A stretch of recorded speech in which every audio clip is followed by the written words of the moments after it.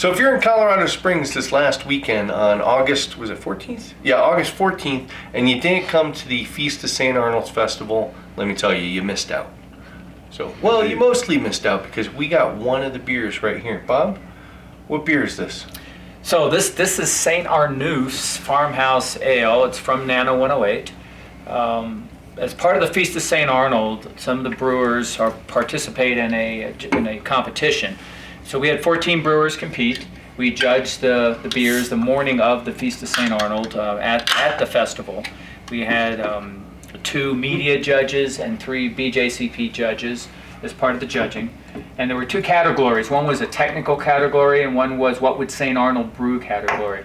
This beer won both categories. So this was brewed by Zach over at Nano 108. And let me tell you, Zach was pumped about this beer. Even before he won the awards, I mean, he's been talking about this, I think, all year long. Every time. So Zach placed second in last year's competition, and that we judged that in June. He started working on this beer the day after. So this has been, I know for a fact when I talked to him in February that it was already in the barrels. Okay. So this is barrel aged in a red wine barrel. So you're definitely going to get some of that in the tasting notes. Oh yeah. Oh wow. Yeah, but the Feast of St. Arnold's was a hoot. Jesse and I and some other people from the club were pouring beer for WeldWorks. They were unable to make it themselves because of a last-minute thing, but they sent their beer anyway. Yeah. And yeah, there was a bunch of people there and a lot of great beer. Yeah, it was packed. So for those of you who don't know about it, it is at the Chapel of Our Savior, which is at 4th and Lake. So up by the Broadmoor. It's a 5-acre property and estate that was given to the church, I think in the late 50s. And so it's been the church since then, and they converted the stable into the church itself. So there's no church and steeple and all that stuff on the property. It actually looks like an old estate. And this was the 9th annual Feast of St. Arnold. So next year will be our special X celebration. And the last time we were able to do this was 2019. So this year we broke a lot of records this year. We had about 2,000 people in attendance. There was probably times, you guys that were there, probably times it felt like all 2,000 were there at once. Mm-hmm. I don't know if that, but I think we had about 1,700 sales at the gate, and then the volunteer corps, and then everybody that all the vendors of course were there, and people serving and the breweries. We had 23 breweries, 30 total beverage partners. 23 of those were breweries. Of the 23. 20 were from Colorado Springs, so very Colorado Springs centric. This is our festival. And of those, we had 14 compete in this competition. It should be noted, I think it's Colorado's only family friendly festival. I mean, that family zone was as packed as the beer lines. Yeah, right. We had face painting and magicians and all that kind of stuff going on for the kids and for adults that were feeling like kids. So, by the numbers, it is a charity event. All the brewers donate their beer. Nobody gets paid. 100% volunteer workforce.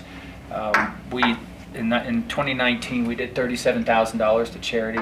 This year we believe we're going to be just over $50,000. Oh, that's great. So, I think very most of that was successful. My donation. Yeah, we got a big chunk out of Mike for sure. Donated sweat and tears. Just a little sweat, no tears. But I got to give a plug for next year's event, the 11th of June. So we're back to our normal weekend again, second weekend of June, kicking off the festival season.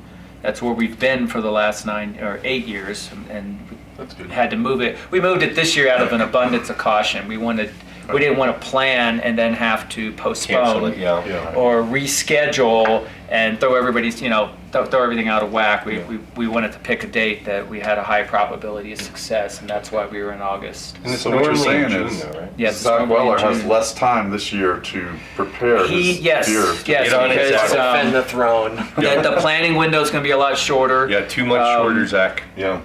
For those who are interested, that we do have a pilgrimage of pints. So this year we had 20 beverage partners sign up for that. They're the same partners that will also be at the Feast of St. Arnold. The beauty of that is you get a passport, a cartogram, and as you go to each of these breweries and try their St. Arnold beer, you get a stamp. And this year, the numbers were if you got 15 of the 20, you got $20 off of your admission, which was half off, 50% off. So we had a little better than 60 pilgrims this year that completed 15. And we had about 50 that completed all 20, and so they got a sample glass that was slightly larger than this. 50 that completed all 20. Wow, That's insane. that's impressive. Yeah. I think I got one. Yeah, I think I got 2. And I think, to be fair, I think we went to 4 or 5 of the breweries. Yeah. But then we left the card in the car or something. Oh, Yeah. I didn't bring it. I think the only one we got was... It's an effort, and sometimes Yeah, there's yeah. 1 or 2 that are just way out there, like, well, Jack's. Yeah, That's a right. drive for a lot of us, which, Yeah. even though Jesse can crawl over there. Like, Yeah. Not that yeah. I've ever done that. But Yeah. No, but he could. It's safer if you crawl because you miss the drainage ditch. Yeah. If you walk, that gets a little It dangerous. gets So, kinda so, hairy. so if you want, I can read the top 3 in each category if you'd like. I do have that here. that'd be great. So, Oh, I have one question before you because- get going though.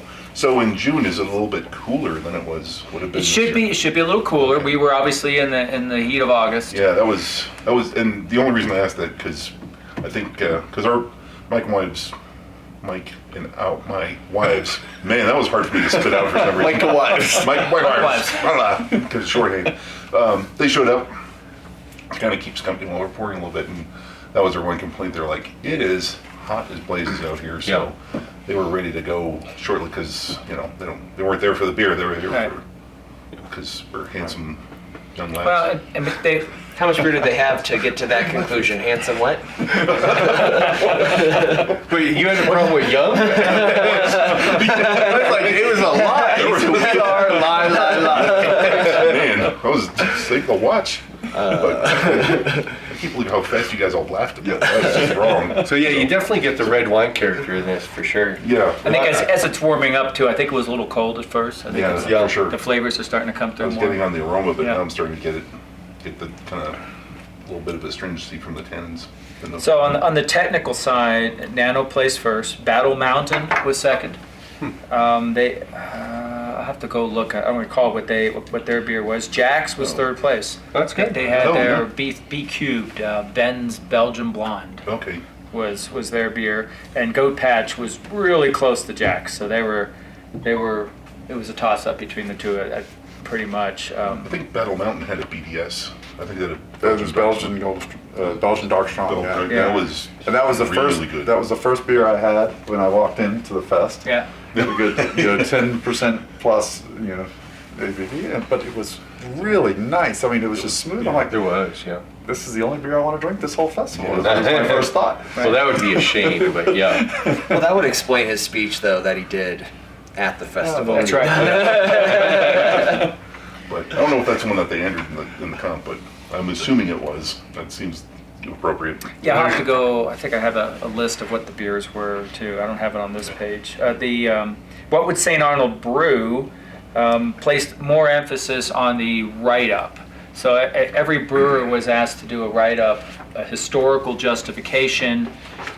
There you go. So Nano's was like 2.5 pages long. Some of them gave us a paragraph. So obviously, the more that had a lot of weight in this other category. Nano placed first in that. Local Relic second. Battle Mountain third, with honorable mention for Jack's. So Battle Mountain and Jack's were in there in both categories. Good. It's a very competitive competition then. It both was categories, basically. super tight. Yeah, the scoring was actually very tight in the top three. Right. So Well, and this is the only festival in town now, right? I think this summer. Yeah. I think so. Well, I mean, who else runs a festival every year? Well, Vines and Brews is coming up. That's in Monument, right? That's in Monument. Yeah. Yeah. 719 day. Are they doing that this year? Well, I don't know that they did it this year. There I is thought a Dead Man's Brew Fest or something like that. they do that one, yeah. And it's usually Is at, that in the spring? at Weidner, Yes. Oh, okay. right? Yeah, it's gonna be down at the. Oh, soccer yeah. Is I the guess new they one? do that Oktoberfest there too. Right. Do they? So- Yeah, I don't know about this year, but yeah. No, I think they are. I think Julie was telling me Yeah. about it. She said that she tagged me on Facebook or something about it. So yeah. Yeah. So, and we also ran the club ran a homebrew competition for the Feast of Saint Arnold's with the same principles, technical versus what would Saint Arnold brew. And yeah, some great beers and some great write-ups. We'll be doing I think 2 programs coming out of that too. With I think. Oh yeah, Nano 1/8's doing a pro-am, and so is Local Relic. So if any of you homebrewers are watching this, start to think about your entries for next year. Cause Yeah. We are going to do that competition competition again, and that was a Brew Brothers run competition, but we were asked by the Feast of St. Arnold's to do that, and we definitely are going to do that again next year. I think starting a little earlier on the marketing, and probably close to the beginning of the year, we'll start getting some information out. Excellent. Yeah, that would be great. And this is a wonderful beer. It's It's really good. It was really good. There's more evaporation on this side of the room. Yeah, Clearly. yeah, I don't want to be too lush while we're on the. You just want a straw, and I'll hand you the can. I mean, shoot. I can, Twist your arm, why don't you? So yeah, definitely. If you're in the area, keep an eye out for the Feast of St. Arnold. If you're a home brewer, keep an eye out for the homebrew competition. It was a great event. It was actually my first year, and I'll definitely be coming back every year. Like won't be able to get rid of me anymore. No, I think once you get in there, you're hooked. It is kind of a special environment. I think it's really neat. So many of our local brewers. We were talking about this earlier. At any one time, I could look into a tent and I'd see 2 brewers or 3 brewers catching up with each other. Yeah, Comparing notes, just socializing. We have a very tight community of brewers in Colorado Springs, and I think they really look forward to this as their chance to have a party for themselves too. Yeah, So. Yeah. I agree. That's the one thing that I really like about the Colorado Springs brewing community is that they're all talking to each other. They're all friends with each other. It seems. Yeah. I mean, there's 1 or 2 outliers maybe, but not that I know of. But in any group there is, but they all know each other. know each other. They're all friends. Yeah, I mean, it's a small really town, it's a big town. it's a big city but it with has a small such a small town town feel, and Yeah. within the brewers community, it's even more so. Definitely pretty tight. I mean, they're not really competing against each other Right. because They're all they're all supporting each raising the level of beer in the springs. Yeah. We're just trying to keep up Yeah. with drinking it. Right, and I think the goal, all of their goals, is to help make Colorado Springs a beercation destination. Yeah, I type agree. of thing, So, and then, I don't know, I guess one more note about that, and I'm thinking about it, is that just as the brew club members, once they found out that brew club was pouring, well works, or if they saw somebody, the brewers would come up and say, hey, if you guys need anything, let us know. We will be more than happy. Yeah, need a place to meet. Yeah, it was Yeah. Claude from Red Swing. I Yeah. think he came up and he Yeah. said, let us know. Zach was more than, so Yeah. I mean, a bunch of them were talking to. It was really cool. Yeah, they're really good. And I mean, there's a lot of brewers in town who come from the homebrew club. Yeah, exactly. So, Well, sweet. but Think that cover it? I don't know. Yeah. I don't. Yeah. So he doesn't have this on tap anymore, huh? I don't think he's got any more. I know he got, he tapped out everything that he had Yeah. at the festival. There might still be something at the brew house. I wouldn't be surprised if he had a barrel squirreled away somewhere that he'd Well, release, Yeah. in a couple months. I can't, confirm or deny that on It's public. purely speculative. Yeah. It'd be worth going down to Nano to find out, though. Yeah. Although he did clue us into, what was it? Gosh, what kind of beer was that he was talking about to you and me? I don't know. He was talking about all these beers he Yeah. put away. But he had one that he brewed for his Son. child. Yeah, And then he's gonna open out a 1 year yeah. thing. And it was I think it was an IPA, like a double IPA or something, like barrel aged double IPA type of thing. Which I'm not an IPA guy, but I was still like, Huh. He was going to release something, I thought, in either this week or next week, another barrel aged, because people were asking. This obviously was at the end of its run, so there's going to be something new there that's going to be fun to. Oh yeah. Well, there's always something new in Nano. Yeah. Yeah, he's starting to keep about 6, maybe 8, flagship type Yeah, beers, yeah. but he's got another 8 taps to play with, Right. Yep. and that's where he's doing his fun stuff. Well, he was telling me that he's got to brew the cream ale like every single week, or he runs out of it. It's become really popular. Yeah, Yeah. that the 1812, Yeah. something like that. Oh yeah. Yeah. He says he's just every time he's brewed it, he's refined Like it. Beelzebub. What's that? Beelzebub. Beelzebub. Beelzebub. Beelzebub. Whatever Beelzebub. the beer is over there, the Beelzebub. I think it's a strong ale. No, Could be. Yeah, could be, it's really good. but So hey, thanks Zach, and Yeah, if you happen to absolutely. watch this, Definitely. thanks for giving me more crowlers than I needed for the competition, Yeah. so that I could have one here to share. Yeah, no kidding. And congratulations. Congrats. absolutely. Cheers. Yeah. Cheers. Cheers. Yummy. Thanks for watching our video. Check out our website at coloradobrewtalk.com for more great content. While you're there, be sure to leave us a comment or drop us a line with your thoughts.